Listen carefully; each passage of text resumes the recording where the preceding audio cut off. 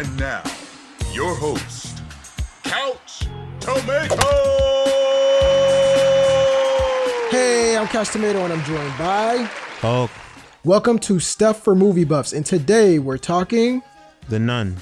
Perfect. If you're listening to the show and you would like to support the show, head over to our Patreon. That's basically how we fund these podcasts as well as our YouTube channel. So link will be in the description. Check us out. Whatever you do is greatly appreciated. And it also puts you in the running to actually produce some films. I know this week's 24 Reasons was actually produced by a fellow Patreon member. Shout out to Thomas Friend. So there we go. So this week, Hope, I think one of your highly anticipated movies hit theaters. It's not highly, but... All right, you backtracking now. Because honestly, let's be honest and transparent. I kind of saw this coming, and I told you, like, basically last year, I had a New Year's resolution, which carried over into 2018. I said, if I don't want to see it, I'm not making a trailer or poster or fanfare force me into the theaters. So since then, I've been seeing less movies.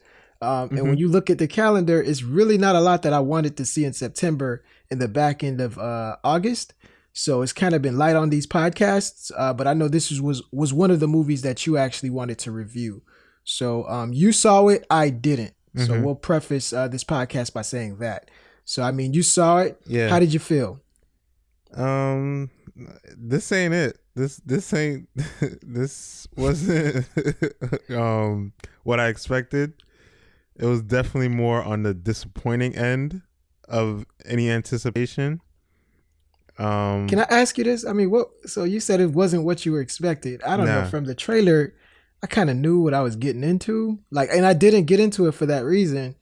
So what were you expecting from this? No, I wasn't expecting this to be like a classic movie or anything like that. But I expected it to deliver like some kind of scares. You know what I'm saying? Like summer is basically over. We're about to head into fall. Halloween's coming. So I expected something along the lines of, okay, I'm going to be scared for the next, hour and a half. Maybe I'm not going to be, this is not going to be the second coming of, The Godfather or anything like that. But at the same time, like I expected something where my fear and, anything, dealing with horror would be engaged. But nah, this was not entertaining at all. Like it fell flat in a lot of ways. And you compared it to Godfather. I think a better comparison would be The Conjuring, because believe it or not, it's actually in that universe. You understand how it fits? I don't. Nah, it basically tied in. It was for the most part a prequel, I would say.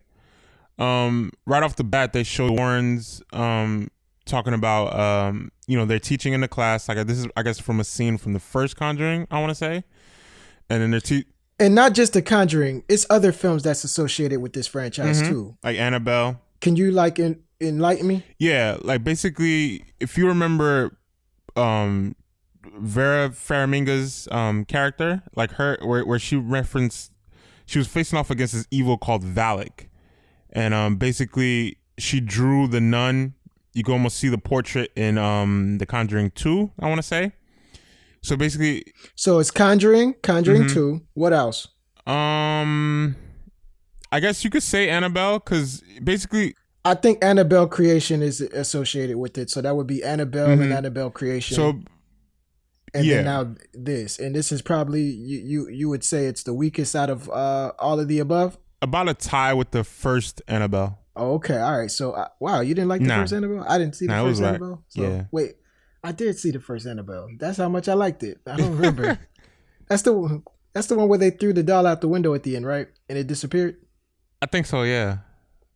Yeah, and don't forget, I mean, I'm not poo-pooing on these movies, but horror is that franchise I loved growing up as a kid. And it's coming up. And it's coming back, but I think it went through the dark ages after those Wes Craven Scream movies were released, and I just felt like it was a lot of garbage after that. But it's slowly but surely coming back. Like I would say, it's actually one of next to comic book movies and next to action and sci-fi. It's right there, because what they did with it's the only thing that's not a Fast and the Furious movie or a movie about dinosaurs, which is sci-fi and action, that can compete with the those millions of dollars opening weekend. So yeah, like this, but this is one of those franchises I'm like really not anxious to see like that. And I rarely, you know me, I rarely listen to the site that should not be named. But in this case, it looks like your feedback is on par with them. It's like 29% by the critics, and in the audience, you know, they don't like it either. Yeah. 53. So you tried to sucker me into this. I'm glad I didn't listen to you. But I always say, if you don't got anything nice to say at all, do not say. Well, you know what I say. I'm messing it up. If you don't have anything nice to say, how about you don't say anything at all? And right now, let's try to give this movie some good feedback. I mean, were there any highlights that you did like? Okay, I will say this. Each of the characters, like, I didn't have a problem with in a way. I think they were just in a bad script. And from, you know, Taissa Farmiga, who's actually related to Vera in real life, like they're actually sisters. You could just tell right off the bat they look exactly alike. She's always been decent. Like, she was in like American Horror Story. Like, I always liked her as an actress, so she was pretty okay for herself. The guy who played the father, the priest, he was okay. He was good. And the other character that they had, Frenchie, which he tied into the Conjuring as well, like with the, I guess the ending, you'll see that. But yeah, each character by themselves, like none of them bothered me, but I just think they were so much in such a bad script where it's just like there were times where sometimes like their acting just took me out of the movie. Like there was like a scene where she's in like a cemetery, and then all of a sudden, for whatever reason, the director chose to do this. Like she has to save the priest who got buried alive by the nun. So the evil spirit or whatever starts having like all the bells in the cemetery ring. So, but while he's underground, he's ringing a bell to try to get somebody to hear him. This like so that, okay, like, yo, I'm underground, somebody come save me. So then now she uses like this super hearing, like she just quiets out all the noise, and she's able to pick out which cemetery he's trapped under.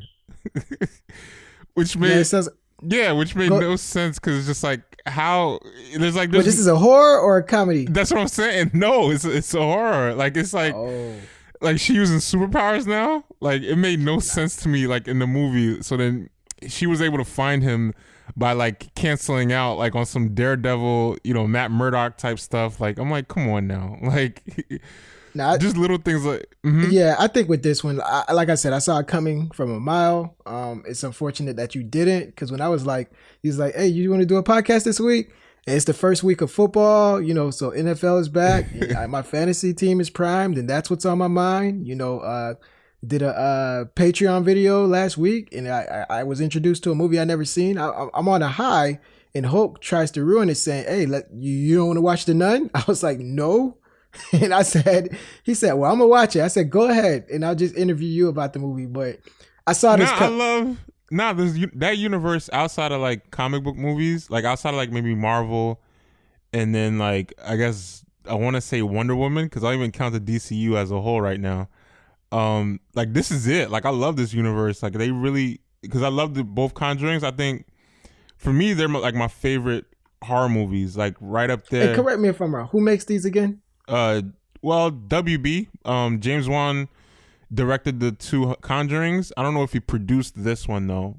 I know he produced Annabelle, but yeah, but when it's produced, you know how that goes. Yeah. It's like he just signed a few checks, pretty much. Because I'm like, typically with these movies, it doesn't really matter who the director is. Sometimes, not that it doesn't matter, but it doesn't need to be a big name. Yeah. And I'm not really too familiar with Corin Hardy's work. Nah, this is like the first time I've ever seen any of his work. And I think you're not alone with that. I think I'm looking at his IMDb, and all I see next to those titles is video short. Yeah. So and this a movie called The Hollow is what he's responsible for. Yeah, and I think you could see that inexperience with this, because one thing I realized, like with horror movies, editing and pacing is so important. And then with this one, they missed the mark on both of them. Whenever any of those things are off, like you lose all your scares. Because with the pacing, if the pacing is off, then guess what? anytime like you anticipate a scare, if I could see it coming, then you're just gonna lose me. You know what I'm saying? Like I need to. The scares have to surprise me. None of the scares surprise me. That's the first thing. And then you're one of the few that loves jump scares, I believe. So. Nah. No, but I feel what you're saying. Just like, I'm joking. I feel what you're saying. Yeah, it's just like I need that experience. It's just like with a roller coaster. Like I don't. It's like a weird dynamic. Like you like the feeling of almost feeling like you're about to drop, 3,000 feet in the air or whatever.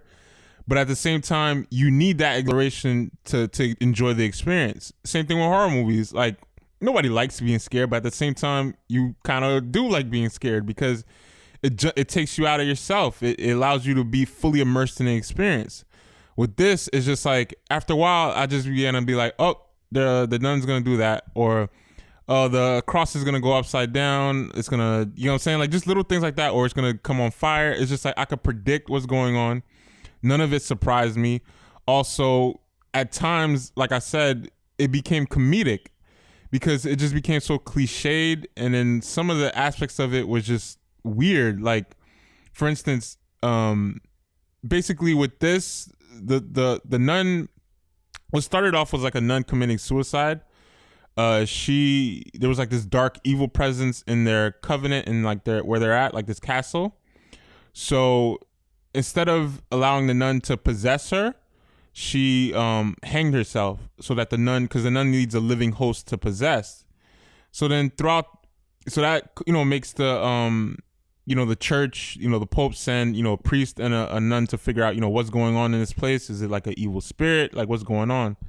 So they head over there, and then when you find out the backstory, it just seemed kind of weird. Like it was just like a gateway to hell was open because of some rituals that was done back in the day during like the a long time ago, like in like the 1400s.